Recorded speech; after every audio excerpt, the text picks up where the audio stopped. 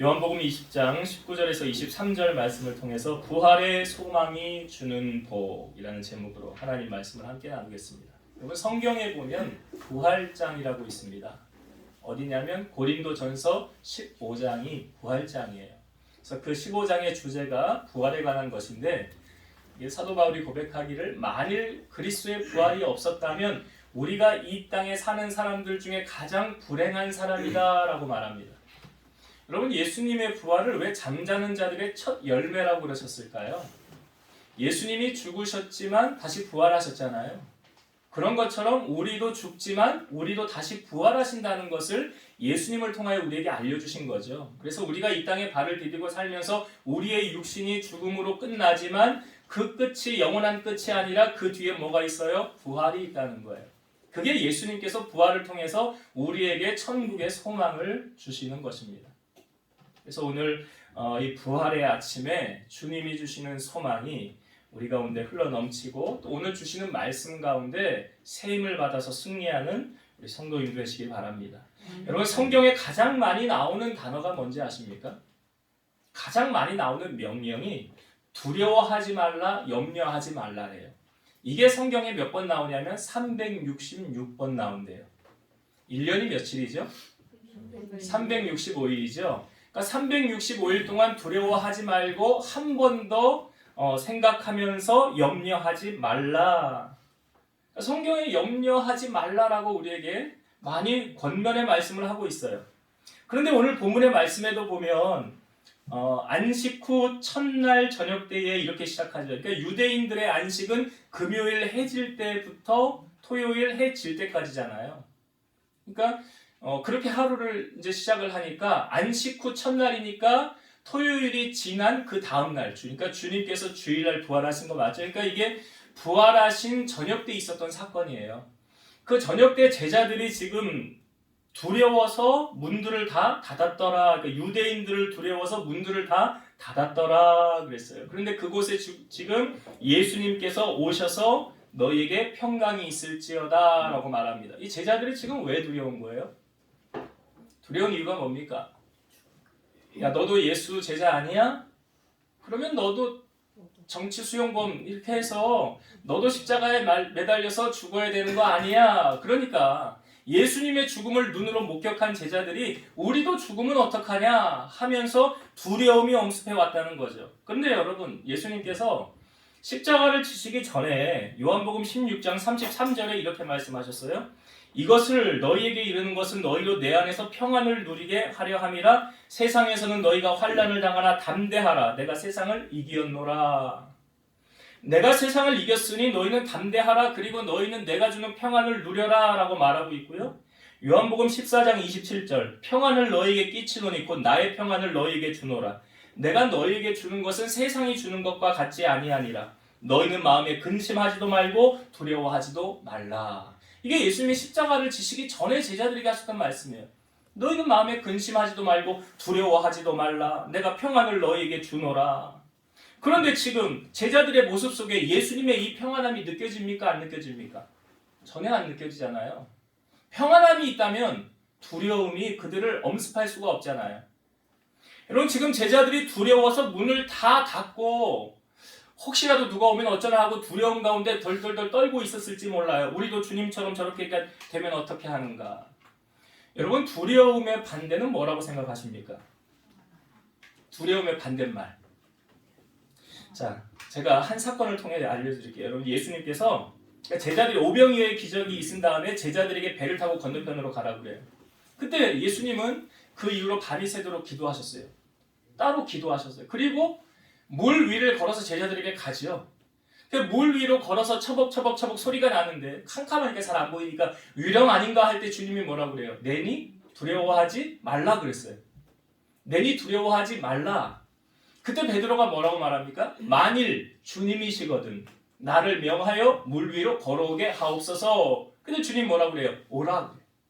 그랬더니 베드로가 물 위를 걸어서 예수님에게 가는 거예요. 놀라운 사건이 나타났죠. 사람이 어떻게 물 위를 걸을 수 있습니까? 근데 베드로가 가다가 어떤 일이 있었습니까? 바람을 보고 무서워서 빠졌더라 그랬어요. 예수님만 볼 때는 잘 걸어갔는데 바람을 보니까 어떤 마음이 들었어요? 두려운 마음이 생겼어요. 빠졌어요. 그래서 예수님께서 그를 잡아 일으키십니다. 주여 나를 구원하소서. 그러니까 예수님이 베드로의 손을 잡아서 일으키시면서 그때 주님이 하셨던 말씀이 뭡니까? 믿음이 작은 자여 왜 의심하였느냐. 믿음이 작은 자여 왜 의심하였느냐. 여러분, 베드로가 예수님만 바라보고 갈 때는 무리를 걸어서 잘 갔어요. 근데 바람을 보는 순간 두려움이 엄습해 와서 빠졌다는 거죠. 그런데 그것을 예수님은 어떻게 해석합니까? 너 왜 바람 보고 두려워했어? 라고 말씀하지 않으셨어요. 믿음이 작은 자요. 왜 의심하였느냐? 이렇게 성경을 풀면 여러분, 두려움의 반대는 무엇입니까? 믿음 없음이에요. 믿음 없음이에요. 여러분, 믿음 떨어지면 두려운 거예요. 근데 믿음에 강건하면요, 하나도 안 두려워요. 내가 무엇을 먹고 살아야 될까? 그거 성경에 뭐라고 그래요? 그거는 누가 염려하는 거래요? 세상 사람들이. 그건 세상 사람들이 하는 거래요. 너희들은 공중의 새를 봐라, 들의 백합화를 봐라, 누가 먹이고 입히느냐, 하물며 너희는 이런 것들보다 더 귀하지 않느냐. 그러니까 가만히 여러분들 자신을 잘 보세요. 내게 갑자기 두려움이 엄습해왔다? 그럼 어떤 증상이 나타나는 거냐? 내가 지금 믿음이 떨어졌구나. 믿음이 떨어지면 두려운 거예요. 제자들은 지금 두려움 가운데 떨고 있었을 때 그곳에 누가 찾아오십니까? 예수님이 찾아오셨어요. 제자들의 눈으로 분명히 봤어요. 예수님은 십자가에 달리셔서 물과 피를 쏟으시고 죽으셨다는 것을, 운명하셨다는 것을 분명히 알았어요. 그러나 예수님은 제자들에게 내가 십자가에서 고난당하고 죽을 것이다. 그러나 사흘 뒤에 다시 살아날 것이다 라고 주님이 말씀하셨지만 그 말씀을 깨닫지를 못했다는 거죠. 여러분, 우리가 설교를 들을 때도 말씀을 들을 때도요, 뭐가 은혜냐면 깨닫는 게 은혜예요. 이게 내게 하시는 주님의 말씀이구나 라고 받는 게 은혜라는 거예요. 근데 제자들은 그건 몰랐어요. 주님이 공생애 하면서 3번이나 내가 십자가 지고 죽을 거야, 사흘 만에 다시 살아날 거야 라고 말했지만 그들은 알지 못했어요. 그것을 성경 요한복음 20장 9절에 말씀에 기록하고 있거든요. 이렇게 기록되어져 있죠. 그들은 성경에 그가 죽은 자 가운데서 다시 살아나야 하리라 하신 말씀을 아직 알지 못하더라. 예수님의 그 말씀을 아직 깨닫지를 못하더라. 그러니까 두려움에 사로잡혀 있는 거 아닙니까? 그런데 그때 주님께서 제자들에게 나타나셨어요. 그리고 너희에게 평강이 있을지어다 라고 말씀하셨어요. 그 순간 제자들 마음에 사로잡혀 있었던 두려움은 떠나가게 됐다는 거죠. 여러분, 예수님을 믿으면 우리 안에 주님이 주인으로 우리와 함께 하시기 때문에 두려움은 당연히 떠나가게 돼 있어요. 이사야 57장 21절 보면 내 하나님의 말씀에 악인에게는 평강이 없다 하셨느니라. 악인은 평강하지 못해요. 평안하지 못해요. 그러나 하나님의 자녀들은 하나님께서 주시는 평안을 누리며 살아가게 된다라고 오늘 부활하신 주님이 2번이나 제자들에게 말씀하고 계세요. 여러분, 두려움이 여러분을 사로잡고 있다고 한다면 오늘 부활하신 주님께서 여러분들에게 나타나셔서 여러분들과 함께 하심으로 말미암아 그 두려움이 떠나고 주님이 주시는 평안함을 누리며 살아가는 여러분 되시기를 주의 이름으로 축원드립니다. 아멘. 자, 제자들에게 주님이 이제 손과 옆구리를 보이시고 제자들이 기뻐했어요. 그리고 두려움이 사라졌어요. 나를 억눌렸던, 짓눌렀던 염려와 근심과 두려움 모든 것들이 다 예수님으로 말미암아 떠나갔어요. 그리고 난 다음에 주님께서 다시금 제자들에게 이러한 말씀을 선포하시죠. 자, 21절과 22절의 말씀을 다시 보겠습니다. 예수께서 또 이르시되 너희에게 평강이 있을지어다. 아버지께서 나를 보내신 것 같이 나도 너희를 보내노라. 이 말씀을 하시고 그들을 향하사 숨을 내쉬며 이르시되 성령을 받으라. 이게 무슨 말씀입니까? 아버지께서 나를 보내신 것 같이 나도 너희를 보내노라 그랬어요. 그러니까 하나님께서 예수님을 이 땅에 보내신 것처럼, 그래서 그 사명을 감당하게 하신 거죠. 십자가 지시고 우리의 죄를 사하게 하셨던 것처럼 나도 이제 너희를 보내노라 라는 것은 새로운 사명을 주님께서 제자들에게 부여하신 거예요. 예수님께서 지금 첫 번째 제자들에게 나타나신 사건이고 두 번째 나타나셨던 사건이 바로 그 다음 단락에 예수님의 제자 가운데 도마는 그 자리에 없었어요. 근데 예수님을 본 제자들이 우리가 예수님을 봤다 그러니까 도마가 뭐라고 그래요? 내가 그 손의 못자국과 발의 못자국을 내가 만져보지 않고는 믿지 않겠노라 라고 말하자마자 주님이 거기 나타나셨어요. 그리고 도마에게 내 손과 발을 만져봐라. 너는 나를 본고로 믿느냐? 보지 않고 믿는 자들은 더 복되도다. 이게 예수님 두 번째 나타나신 거예요. 그런데 예수님이 세 번째 나타나셨던 사건은 언제냐면 베드로를 비롯한 7명의 제자들이 물고기를 잡으러 갑니다. 예수님은 분명히 제자들에게 원하는 바가 있었어요. 뭐 하라고 그러셨어요?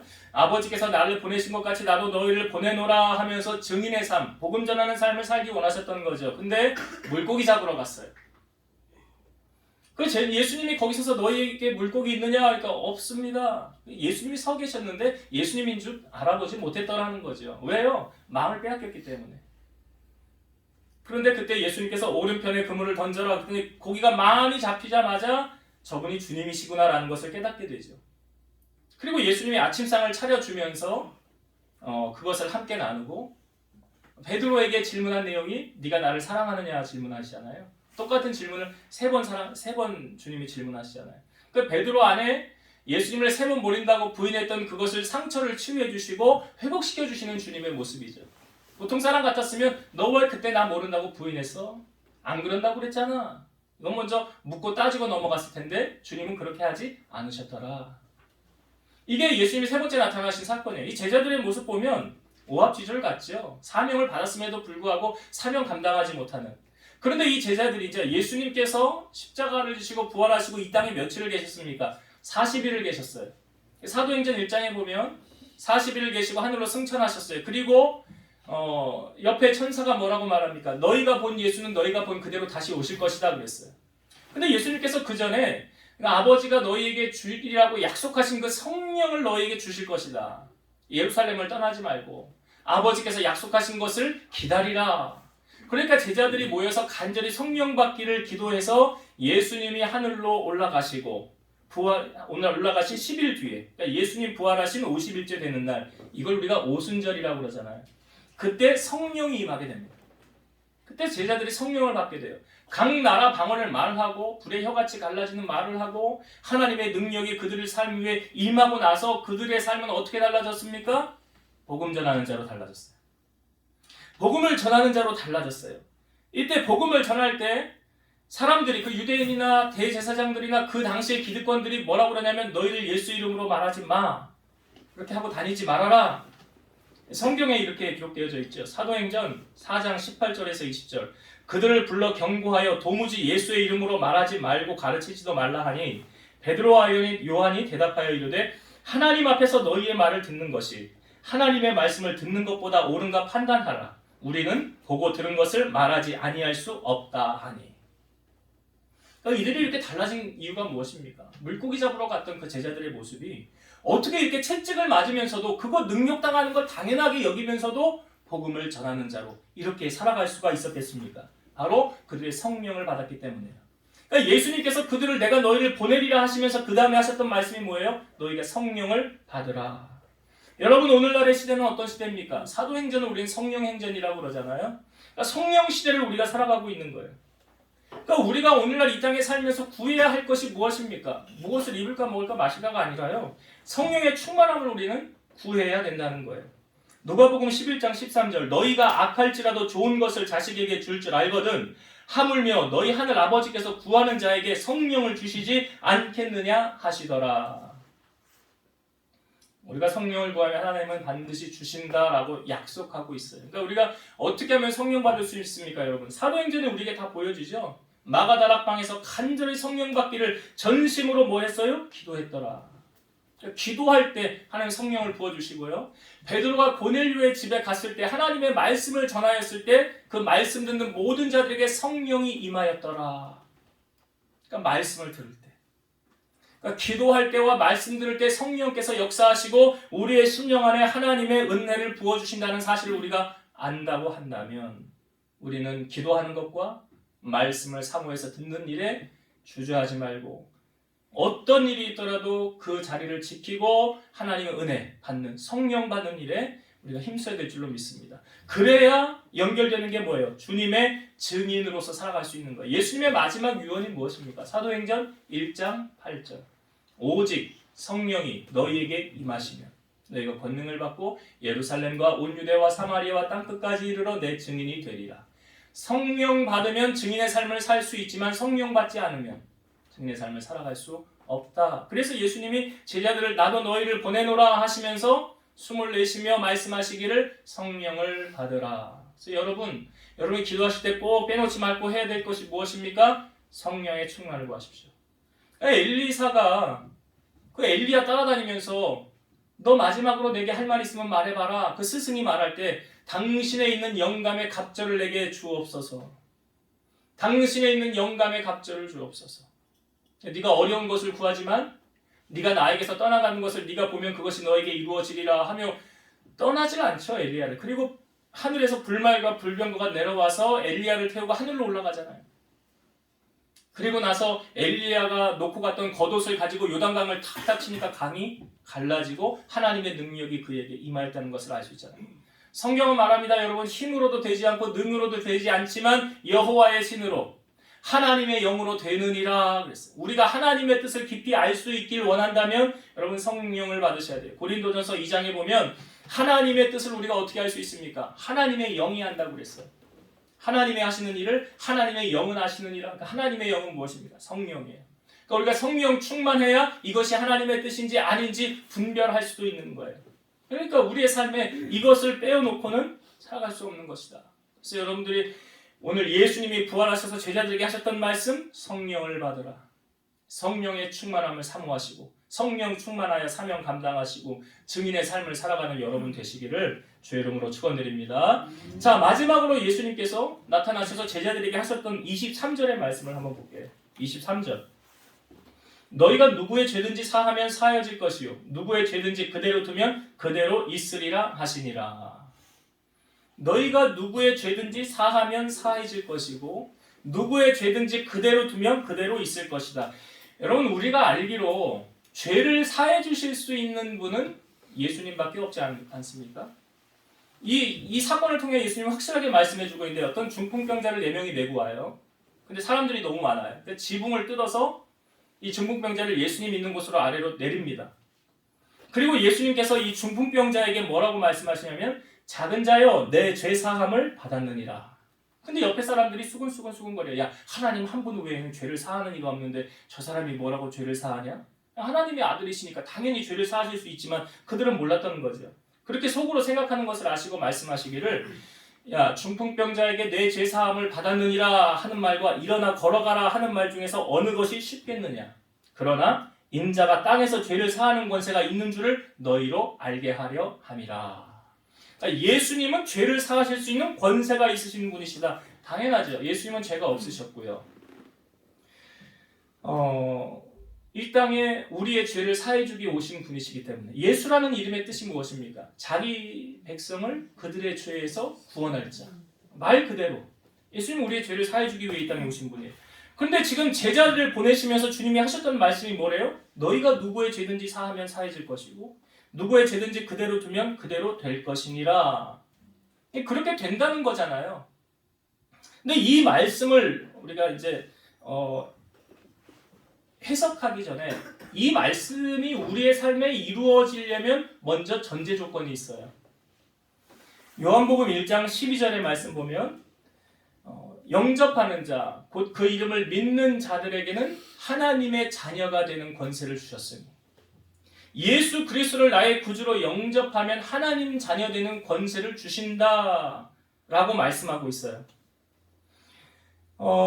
부활하신 후에 마가복음 16장 15, 16절을 보면 또 이르시되 너희는 온 천하에 다니며 만민에게 복음을 전파하라. 믿고 세례를 받은 사람은 구원을 얻을 것이요 믿지 않는 사람은 정죄를 받으리라.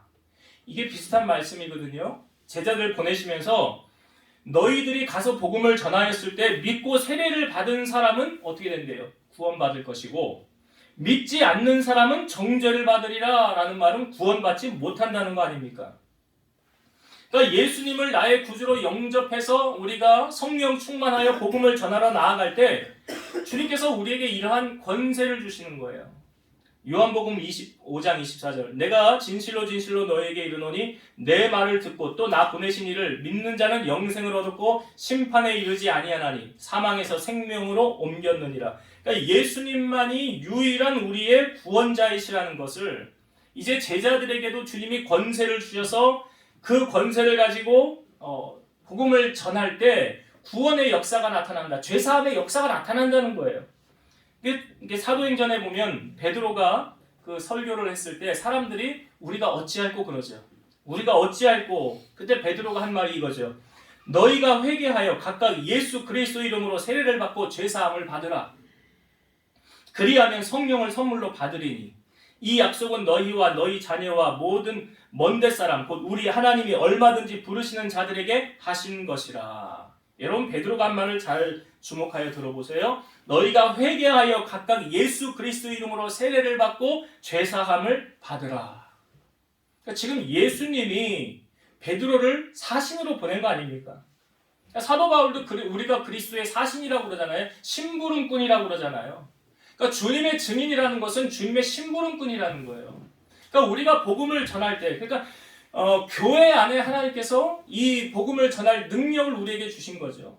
그래서 세례를 베풀고 죄사함을 선포하고 그 사람이 사망에 매여있던 그 사람이 천국으로 옮겨갈 수 있는 그러한 놀라운 영적인 은혜가 어디에서 지금 증거되어집니까? 교회에서 증거되어지고 있잖아요. 교회에서. 그러니까 제자들이 성령 받고 복음을 전할 때 구원받은 사람들은 그들의 죄가 사하여지지만 믿지 않고 예수님을 거부하는 자들은 그들의 죄가 그냥 남아서 심판의 대상이 될 것이다 라는 것이 23절의 말씀이에요. 예수님이 제자들을 보내시면서 덧붙여서 이런 말씀하셨어요. 요한복음 14장 12절 내가 진실로 진실로 너희에게 이르노니 나를 믿는 자는 내가 하는 일을 그도 할 것이요 또한 그보다 큰 일도 하리니 이는 내가 아버지께로 감이라. 내가 하는 일을 그도 한다. 그러니까 예수님이 제자들을 보내시면서 주님의 치유의 사역도 하고 구원받는 사역, 죄사함을 선포하는 사역. 물론 죄는 예수님이 사하지만 우리를 통해서 예수 그리스도를 대언하게 하셔서 그리스도의 사신의 역할을 감당하게 하셔서 이 구원의 역사를 주님이 이루어 가신다 라는 것입니다. 자, 이제 말씀을 정리하고 마치겠습니다. 오늘 말씀의 제목이요, 부활의 소망이 주는 복이에요. 부활의 소망이 주는 복. 오늘 부활의 소망이 우리에게 주시는 복을 우리는 세 가지를 나누었어요. 첫 번째, 두려움에 떨고 있는 제자들에게 뭘 주셨어요? 평안함을 주셨어요. 평안은 샬롬이에요. 성경 디모데후서 1장 7절 하나님이 우리에게 주신 것은 두려워하는 마음이 아니요 오직 능력과 사랑과 절제하는 마음이니. 여러분, 하나님이 두려운 마음 우리에게 주십니까? 아니에요. 기억하세요. 두려운 마음은 주님이 주는 게 아니라 주님이 주는 것은 우리에게 평안함을 주시는 거예요. 근심하지 말라, 두려워하지 말라, 너희 염려를 내게 맡기라. 이게 주님이 하시는 말이에요. 두려움은 마귀가 주는 건데 여러분, 언제 우리가 두려움을 느낀다고요? 언제? 믿음 떨어지면. 믿음 떨어지면 두려운 거예요. 믿음 떨어지면. 그러니까 베드로가 무리를 걸었던 것을 잘 기억하세요. 주님만 보고 갔더니 담대하게 무리를 걸어갔다. 그러나 바람을 보면, 세상을 보면 두려움에 빠진다. 그래서 고린도후서 13장 5절 너희는 믿음 안에 있는가 너희 자신을 시험하고 너희 자신을 확증하라. 예수 그리스도께서 너희 안에 계신 줄을 너희가 스스로 알지 못하느냐? 그렇지 않으면 너희는 버림받은 자니라. 우리가 주님 안에 거한다면, 주님이 내 안에 거하신다는 확신을 갖고 있다고 한다면 두려움은 떠나가게 되는 거예요. 지금 두려움 가운데 떨고 있는 제자들이 주님을 만남으로 말미암아 주님의 평강의 그 선포가 제자들의 마음에 평안함을 누리게 하였고 두려움이 떠나가게 하였던 것처럼 오늘 부활하신 주님께서 우리에게 나타나셔서 여러분들의 마음의 두려움을 물리치고 평강으로 함께하여 주실 것을 믿으시기 바랍니다. 두 번째, 부활의 소망이 우리에게 주는 복은 무엇입니까? 사명의 재확인이에요. 예수님이 12제자를 기도하시고 부르셨어요. 왜 부르셨을까요? 증인의 삶을 살라고 부르신 거예요. 아버지께서 나를 보내신 것처럼 나도 너희를 보내노라. 예수님은 친히 내가 온 목적이 뭐라고 말씀하셨어요? 인자가 온 것은 섬김을 받으려 함이 아니라 도리어 섬기려 하고 나의 목숨을 많은 사람의 대속물로 주려 함이니라. 예수님이 이제 제자들을 파송하시는 거예요. 세상의 복음을 전파하기 위해서 예수 그리스도의 증인의 삶을 살아가라 라고 파송하시려고 그래요. 근데 전제 조건이 있어요. 먼저 무엇입니까? 하나님의 자녀가 되는 것. 예수님을 나의 구주로 영접한 자가 보내심을 받을 수 있는 거예요. 그리고 또 한 가지는 무엇입니까? 성령의 충만함을 받아야 돼요. 성령의 충만함. 예수님이 세 번째 제자들에게 나타나셨을 때 뭐 하러 갔어요? 제자들이 물고기 잡으러 갔잖아요. 그러나 아직 성령이 임하기 전이에요. 성령 받은 후에 완전히 달라진 제자들의 모습을 우리에게 보여주고 있지 않습니까? 여러분, 오늘날의 시대는 무슨 시대예요? 성령 시대라. 성령을 받아야 하나님의 깊은 것을 깨닫고 분별할 수가 있는 거예요. 초대교회의 탄생이 바로 성령이 임함과 동시에 시작이 되었어요. 말씀과 기도가 성령이 임하는 통로라고 한다면 여러분, 이것을 놓치지 마시고 성령의 충만함을 날마다 받아서 주님의 증인의 삶을 살아가는 여러분 되시기를 주의 이름으로 축원드립니다. 그래서 여러분 가실 때 떡하고 부활란 드릴 테니까 여러분들만 드시지 마시고 증인으로서 예수님 부활하셨어, 너도 믿고 예수 믿고 천국 가라. 증인을 전하는 여러분 되시길 바라요. 마지막 세 번째 우리가 나누었던 것이 부활의 소망이 주님께서 하나님의 자녀들에게 뭘 주셨어요? 권세를 주셨어요. 하나님의 자녀의 권세를 주셨어요. 교회에서 여러분 새신자들 만나면 이제 교육을 하고 영접 기도를 하잖아요. 영접 기도. 그래서 이제 예수님이 나의 구주이십니다라고 고백하고 신앙생활을 시작하면서 죄를 물리치고 그로 하여금 하나님의 자녀가 되게 하는, 천국에 입성하게 하는 이 권세를 우리들에게 주셨어요. 교회에게 주셨어요. 그래서 우리가 이 권세를 가지고 가서 예수님이 나를 이제 그리스도의 사신으로 보내시는 거예요. 심부름꾼으로 세상에 보내시는 거예요. 세상에 보내셨을 때 여러분, 그 주님이 나를 증인으로서, 나를 사신으로서 주님의 말을 대언하기 위하여 보내셨다는 그 사실과 그 권세를 가지고 죽어있는 자들에게 복음을 선포하시고 하나님의 살아계심을 증거하는 여러분들 되시기를 주의 이름으로 축원드립니다. 기도하시겠습니다. 두려움에 떨고 있는 제자들에게 주님이 나타나셔서 그 두려움을 물리쳐 주시고 평안함을 주신 우리 주님. 오늘 우리가 이 땅에 살아가면서 얼마나 많은 두려움이 우리를 엄습합니까? 그러나 이 두려움은 주님이 주는 마음이 아니라고 하였습니다. 주님은 우리에게 능력과 근신과 사랑하는 마음을 우리에게 주셨사오니 우리 사랑하는 성도들 늘 믿음에 굳건하게 서서 좌로나 우로나 치우치지 아니하고 말씀 붙잡고 믿음으로 달려가게 하시고 마음에 근심하지 말라 했으니 염려를 주님께 맡기고 늘 주님이 주시는 평안함을 맛보면서 살아가는 우리 성도들 되게 하여 주옵소서. 우리가 주님의 증인으로 살기 위해서 성령의 충만함을 받으라 하였사오니 오늘 우리가 다른 세상에 헛된 것을 구하는 것이 아니라 말씀과 기도에 전념하여 하나님의 성령의 충만함을 받아 그 주님이 주신 권세로 마지막까지 사명 감당하고 증인의 삶으로 주님을 기쁘시게 하며 영광 돌리는 우리 성도들이 다 되게 하여 주옵소서. 예수님 이름으로 감사하며 기도드리옵나이다. 아멘.